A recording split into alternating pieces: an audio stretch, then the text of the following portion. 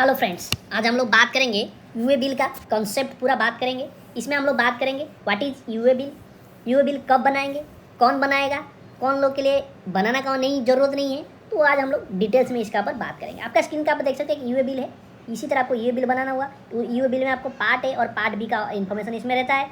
आप देख सकते हैं कि पार्ट बी में रोड का डिटेल्स रहता है, कहाँ से जाएगा, कहाँ तक जाएगा, कब से आपका यूए बिल शुरू हुआ और एक एंट्री डेट कब है, एक आपका कंप्लीट होगा आपका वो डिलीवरी कब हो जाएगा, वो डिटेल्स रहता है। और पार्ट ए में आपका प्राइस, गुड्स क्या जा रहा है, कहाँ से कहाँ तक जा रहा है, उसका बायर सेलर का डिटेल्स पूरा इसमें रहता है। ठीक है, इसी तरह आपको यूए बिल बनाना होगा। तो पहले आपको क्या, यूए बिल बनाने के लिए आपको यूए बिल पोर्टल में जाना होगा। वहाँ पे लॉगिन करने के बाद यूए बिल जनरेट कर सकते हैं। उसका पर ऑलरेडी मेरा वीडियो बना हुआ है, मेरा चैनल में मिलेगा। उसका लिंक इस वीडियो का डिस्क्रिप्शन में दे दूँगा, आप वहाँ से देख के आप सीख सकते हैं कि यूए बिल कैसे बनाएंगे। ठीक है, तो हम लोग पहले कॉन्सेप्ट देखते हैं। पहले आप देखिए what is an e way bill. E way bill हम लोग किसको बोलेंगे? E way bill is an electronic way bill for movement of goods to be generated on e way portal. एक इलेक्ट्रॉनिक बिल है, इसमें मूवमेंट होता है जब गुड्स, उसमें हम लोग जनरेट करते हैं इसको जाके कहाँ पे, यूए बिल पोर्टल में।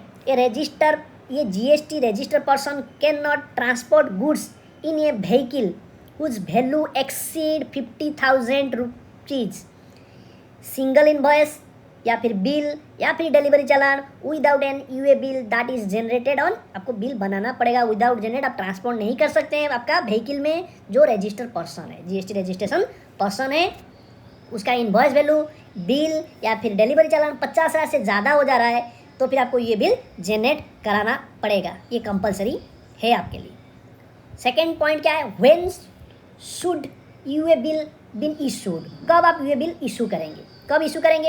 UA bill will be generated when there is a movement of goods is a vehicle or conveyance of value more than, ध्यान रखिए यहाँ पे word more than 50,000 rupees, either each invoice or in a aggregate of all invoice in a vehicle or conveyance. तो आपको फिर UA bill बनाना पड़ेगा। Goods movement जैसे ही होगा, आपका वैल्यू 50,000 से ज़्यादा हो जा रहा है गुड्स का वैल्यू, तो फिर आपको वहाँ पे यूए बिल जनरेट करना पड़ेगा। कब आप यूए बिल बनाएंगे? आइदर सप्लाई जब करते हैं यूए बिल बनाएंगे, या फिर सप्लायर जब माल गुड्स रिटर्न करेगा तब फिर वो यूए बिल बना सकता है, बनाना पड़ेगा। या फिर due to inward supply from unregistered person, यानी आप रजिस्टर है लेकिन जिससे आप माल परचेज कर रहे हैं वो अनरजिस्टर है, तो फिर आपको यानी बायर को भरना पड़ेगा, यूए बिल बनाना पड़ेगा। यानी आपका सेलर अनरजिस्टर है तो फिर आपको खुद को आपको यूए बिल बनाना पड़ेगा, उसमें चूज करना पड़ेगा वहाँ पे इनवर्ड सप्लाई में।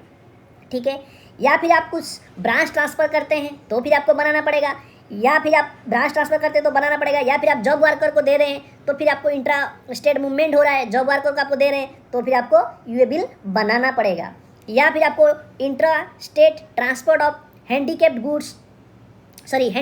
Goods by a dealer exempted from GST registration. Dealer को लिए एग्जेम्पशन है, लेकिन आप हैंडीक्राफ्ट गुड्स आपको मूवमेंट करा रहे हैं तो फिर आपको ये बिल जनरेट कराना पड़ेगा। ठीक है, थर्ड में हम लोग बात करेंगे क्या, who should generate an e way bill.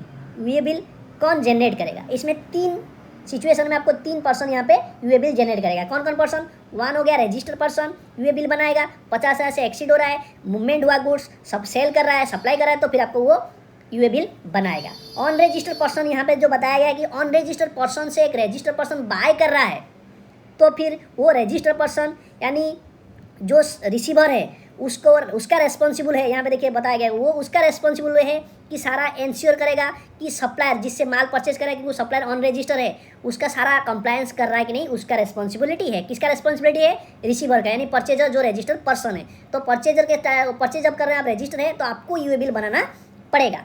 या फिर ट्रांसपोर्टर बना सकता है, ट्रांसपोर्टर कैरी करता है goods by road, air, railway etc also need to be generated e way bill sorry if supplier has not generated e way bill then transporter बना सकता है।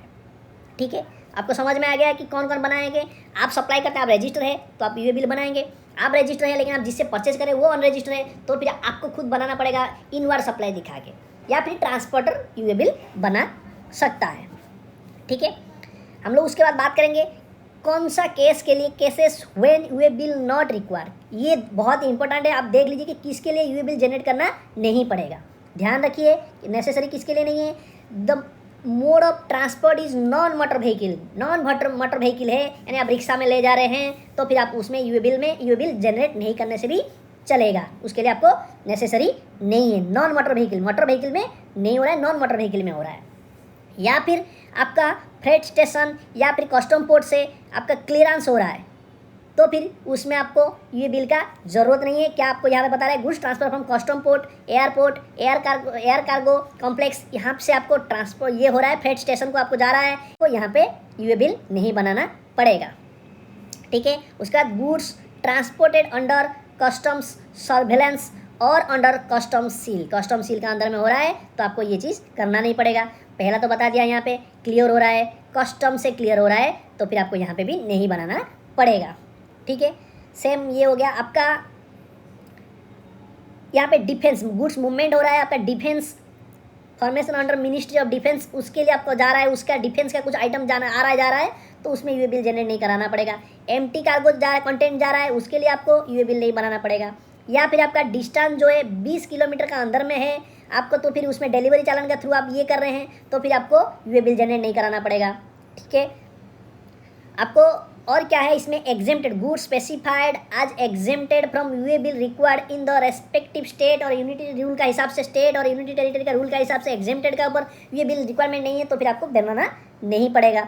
या फिर transport of certain specified goods including list of exempt supply of goods annexed to rule 138 subsection 14 goods treated as no supply as per schedule 3 का हिसाब से goods को हम लोग नॉन सप्लाई कैटेगरी में सोचते हैं। जो आइटम है उसको आप मूवमेंट करते हैं तो आपको यूए बिल नहीं बनाना पड़ेगा।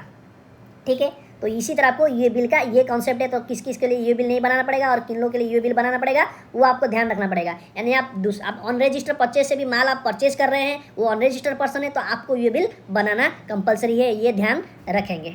ठीक है, इसी तरह वीडियो पाने के लिए मेरा चैनल सब्सक्राइब करिए, बेल आइकन जरूर क्लिक कर लीजिए।